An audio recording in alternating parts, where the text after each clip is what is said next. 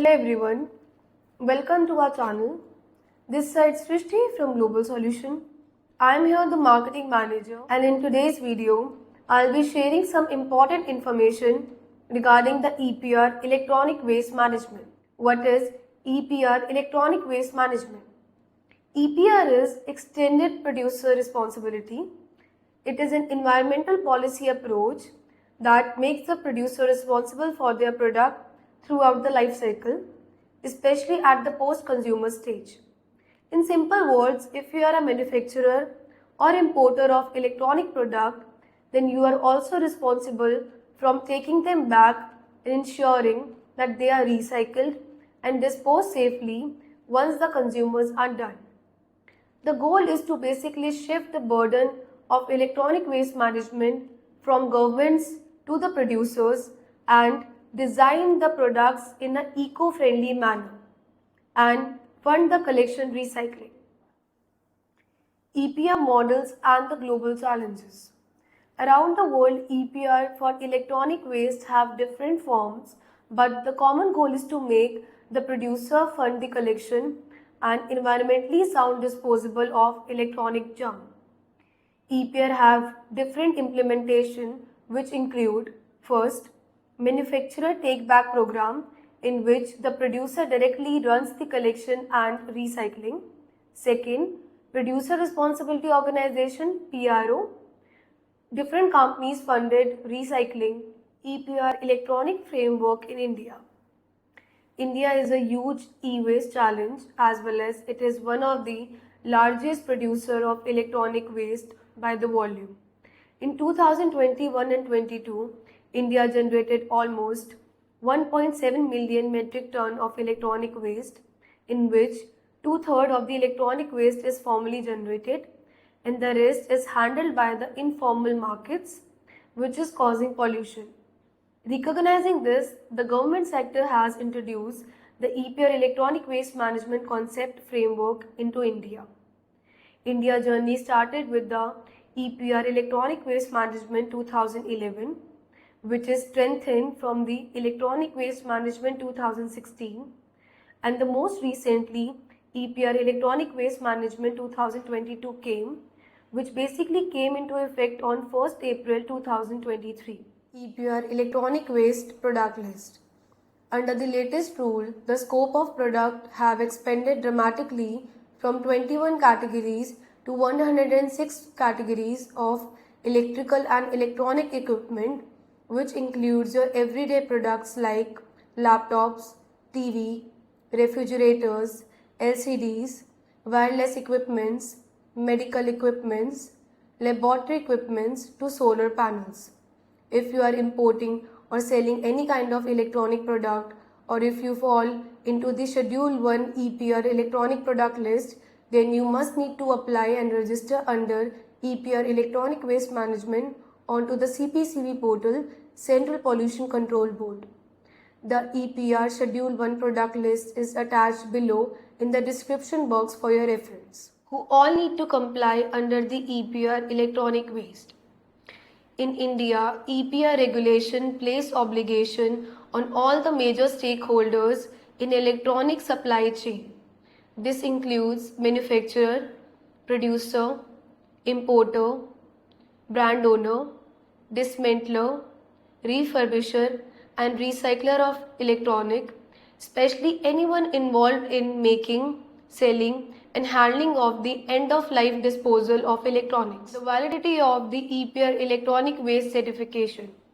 Once it is approved, the certification is valid for the upcoming 5 years from the date of the issuance. After the 5 years, you need to renew your certification. After taking the certification, every year you need to submit your annual report on annually basis. Exemptions under the EPR electronic waste. Micro enterprises are exempted to take the EPR electronic certification. As per the CPCB guidelines, whosoever company is classified as micro under the MSME definition, you do not need to apply for the EPR electronic waste management registration, but you must need to follow safe disposal practices. Small and medium enterprises must register for the EPR Electronic Waste Management certification. If you fall into one of these categories, the key EPR obligation you must meet in India. First, you need to register on the CPCB portal. Every producer, including importer or the companies selling under their own brand, need to register themselves onto the CPCB Central Pollution Control Board EPR portal. Second, no EPR e-waste businesses can operate themselves without this registration, and importantly, they are not allowed to deal with unregistered entities. Third, meet annual recycling target. India EPR set a specific recycling target for the producers based on the weight percentage of the electronic they sold in the market in last previous years. These targets are quite aggressive. For the instance, if a company sold 1000 kgs of electronic item, to ensure that 600 kgs of electronic item would be recycled in 2023 and 24, and 800 kgs of electronic item would be recycled in 2027. These recycling target must be achieved by the producer through an authorized recycler from the CPCB department. Fourth, file the return and maintain the record. The producers and importer need to submit their annual report onto the EPR portal on detailing how much e-waste they have collected and recycled to show the compliance. They also need to maintain the record of the e-waste they have generated and handled. Additionally, the producer needs to spread the awareness to educate the consumer through media or advertisement of how to dispose the e-waste responsibly. Fifth, bulk consumer role.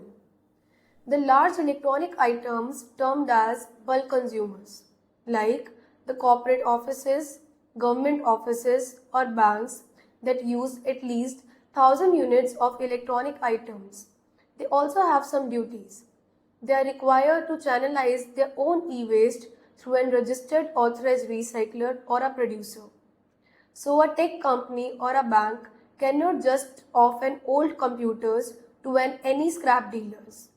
They need to ensure that they need to recycle these e-waste through an authorized recycler from the CPCB department. EPR non-applicability under the EPR e-waste rules. First, if you are not a manufacturer, importer or a brand owner, you are not likely to register for the EPR electronic waste management. Second, electronic items not covered in the Schedule 1. If you are importing any kind of electrical or electronic item which is not listed in the Schedule 1 EPR product list, then you are not required to register under the EPR electronic waste management. Third, distributors, retailers, repair shops and consumers fall outside the producer category. Thus, they do not require themselves to register under the EPR e-waste management rules. Fourth, micro enterprises. Micro enterprises are exempted to take the EPR electronic certification. So if your business classified as micro enterprises under the MSME Act rule, then you are not required to take the EPR electronic waste management certification. Fifth, if you are buying and selling any electronic equipment made by another company, then you are not required to take the EPR electronic registration. You are a retailer or a trader. Retailer and traders are not the producers, so they do not require to take the EPR electronic certification. Sixth, bulk consumers. As per the e-waste management rule 2022, if you are a bulk consumers like a university, hospital or a government offices that uses thousands of computers or equipments, are not required to take the EPR electronic, as they are not the producers, they are the end users of the electronic item. Required documentation under the EPR e-waste management rules. If you want to register under the EPR e-waste management rules, one must have these documentation. First, company GST certification. Second, company's PAN card. Third, company's IEC certification. Fourth, company's CON certification, certificate of incorporation. Fifth, authorized person's PAN card.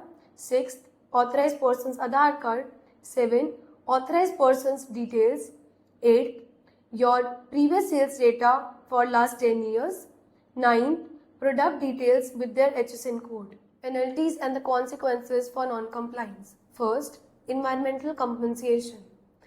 The rules empower CPCB impose monetary fines termed as environmental compensation if the entities who are fall to meet the recycling target, otherwise they are required to pay the penalties. If the producer don't do the recycling of the percentage of the e-waste in a year, then they are proportional to the shortfall by the CPCB department. Second, import, product and sale ban.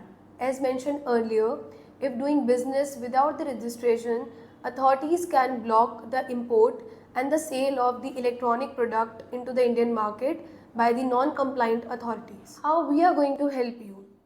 Global Solution is a one-roof solution for the import and manufacturing license activity.